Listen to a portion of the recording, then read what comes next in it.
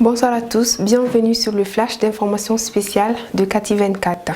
Communiqué numéro 047 de l'état-major général des armées, l'état-major général des armées informe l'opinion que la dynamique offensive des FAMA se poursuit pour rechercher et détruire les sanctuaires terroristes dans le cadre du plan Maliko et de l'opération Keletiki. Depuis le dernier communiqué hebdomadaire daté du 11 juin 2022, les FAMA ont consolidé les succès tactiques avec des actions majeures contre les terroristes. De plus en plus fébriles et orientant désormais leur action désespérée et pression sur les paisibles populations civiles. En zone sud, dans les régions de Koutchala, Bougouni, Nara et Sigasso, les priorités opérationnelles portent sur la précision des renseignements et des recherches des terroristes. Les reconnaissances offensives de sécurisation de la campagne agricole ont permis d'interpeller 8 suspects terroristes mis à la disposition de la prévôté.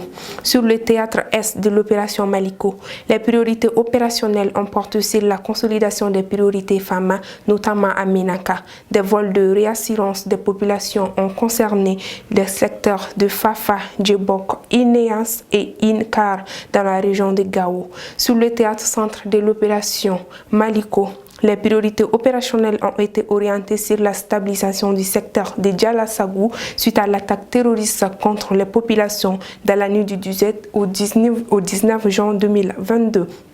Le bilan exploité des opérations menées dans la forêt de Samasoso, dans la zone de Wenkoro, a fait l'état de 59 djihadistes neutralisés dont les responsables Djibril Sankare du village de Wenkoro, Amidou Bari du village de Mondoro, Abdou Youssouf Di Bodejo, Imam Hassan Diko et Mokhtar Diko de nationalité étrangère. 7 véhicules détruits des terroristes guetteurs ont été neutralisés et leur matériel récupéré dans la zone Mondoro. Parallèlement, une base terroriste ont été ciblées dans le secteur de Ombori le 20 juin 2022.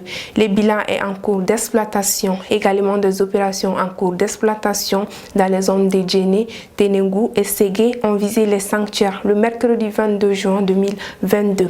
Par ailleurs, en soutien aux populations, les FAMA ont transporté 177 tonnes de vivres aux populations de Farabougou, escorté 150 camions civils sur le tronçon Gao, Labenzanga Gao, distribué aux populations martyres de Djalazakou 10 tonnes de vivres, aidé de l'encheminement de 50 tonnes de vivres au profit des populations de Mondoro. L'état-major général des armées appelle à la vigilance des populations dont la protection et la sécurité restent la priorité et cela conformément au respect des droits de l'homme et du droit international humanitaire. Merci, c'est la fin de ce flash spécial d'information sur Kati 24. Merci à vous de l'avoir suivi.